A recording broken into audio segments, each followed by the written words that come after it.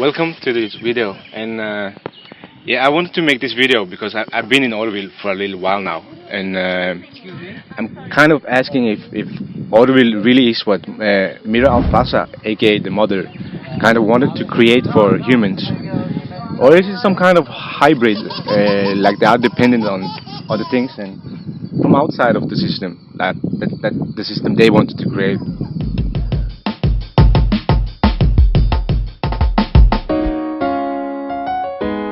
Auroville was founded in 1968 by Mirra Alfassa, also known as the Mother.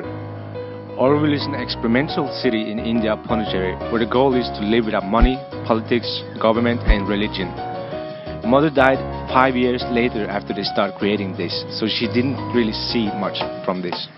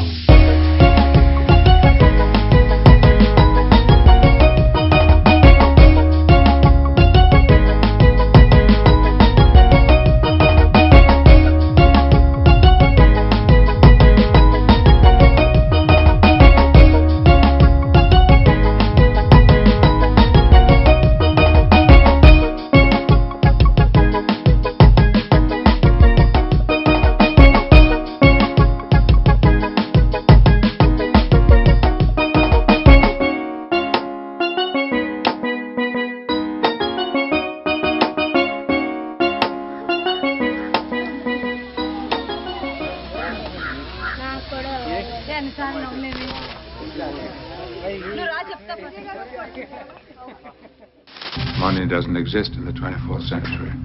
No money? You mean you don't get paid? The acquisition of wealth is no longer the driving force in our lives. We work to better ourselves and the rest of humanity. Is Auroville really what Mirra Alfassa wants to create?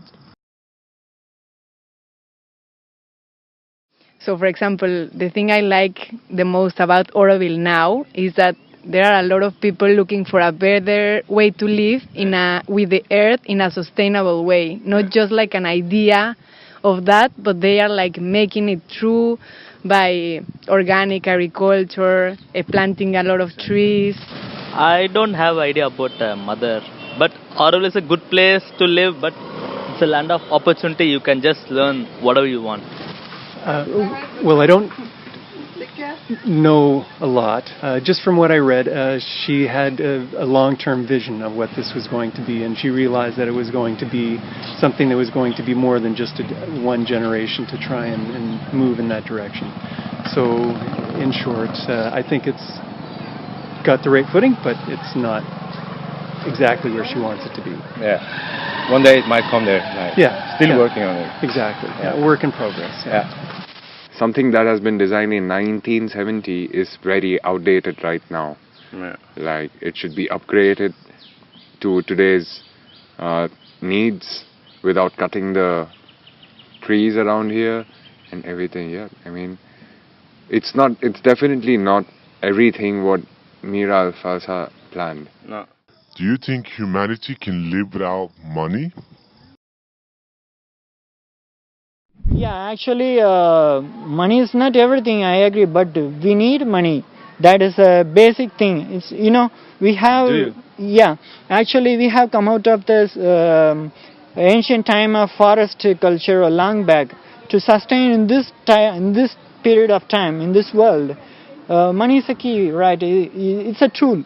Without the tool, you cannot move anywhere. You cannot even buy or you cannot afford shelter. Key is a key, and like money is not a tool actually. Money is not a tool? I don't think so. No. No. Without money, how did you reach here?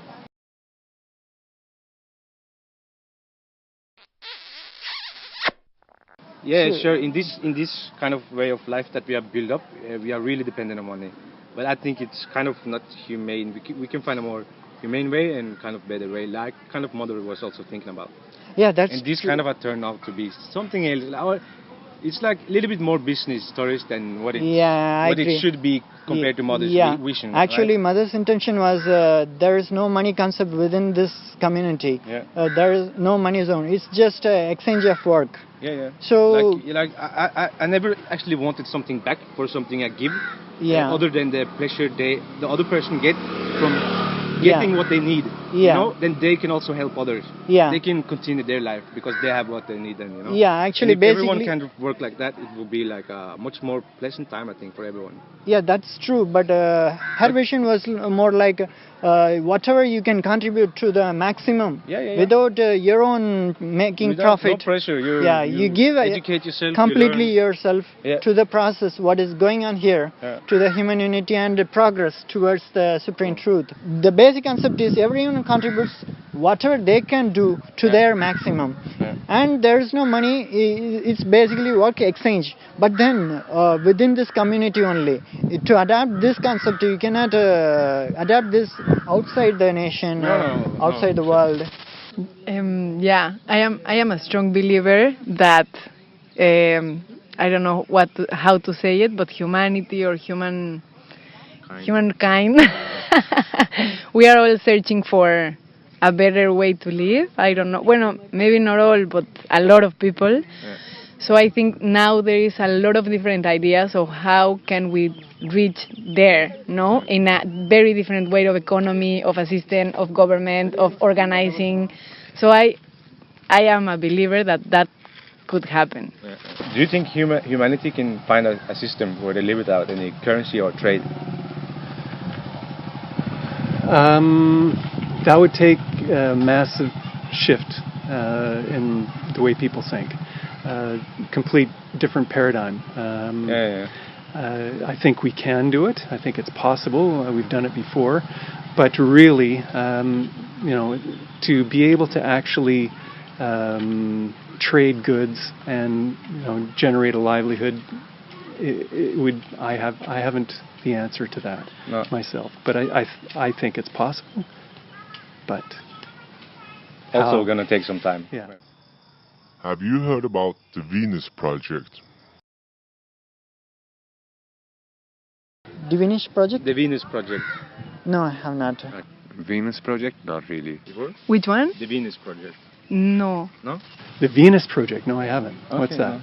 No, it's like a futuristic kind of same ideology like Auroville, but I think also Auroville go a little bit back in time with the kind of way of life, and they also have a big struggle with the outer system, who is so monetary based, kind of in the way that Mirra wanted a no money community and all of that. Mm-hmm. But the Venus Project is kind of, they want to build like smart cities, you can say, right, and use a lot of science and automation and technology, and kind of in the same way but more futuristic. And they're also working like they have a resource management system, so it's a resource-based economy. To me, that has a lot of appeal to me, because I do believe technology has a place, and used wisely, rather than for war. I think that it's a boon, not a bane.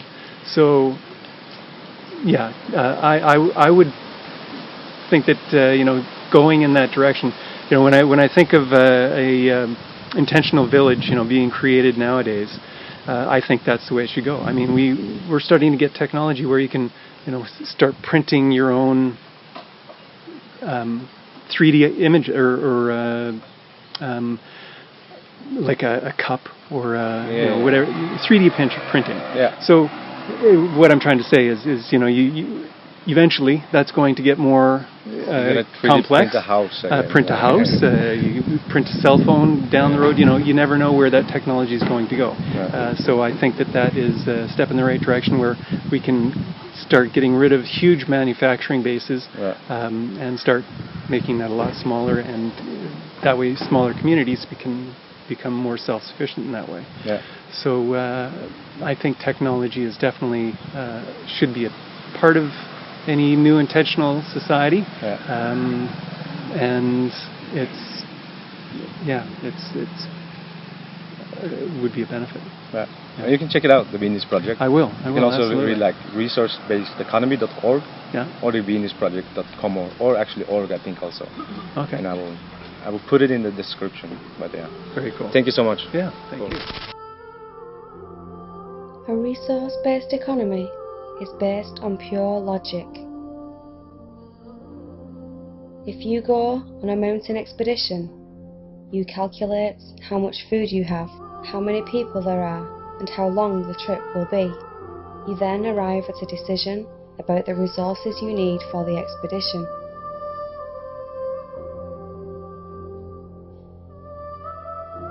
If you send a spacecraft to the moon, you will need to analyse the situation to find out what resources are necessary for your expedition. You will take into account the food, the number of people going on this expedition, and the fuel for such a journey.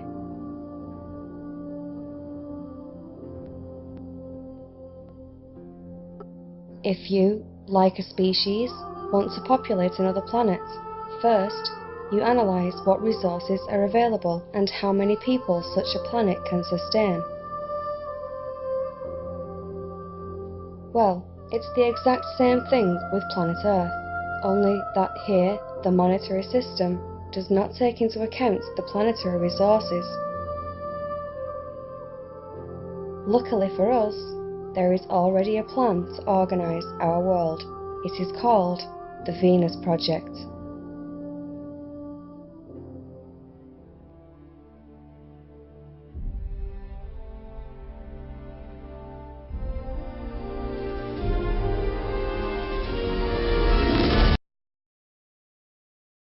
I love you, Mom! You decide if you're ever gonna let me know. Yeah, suicide if you ever try to let go. I'm sad and know, yeah.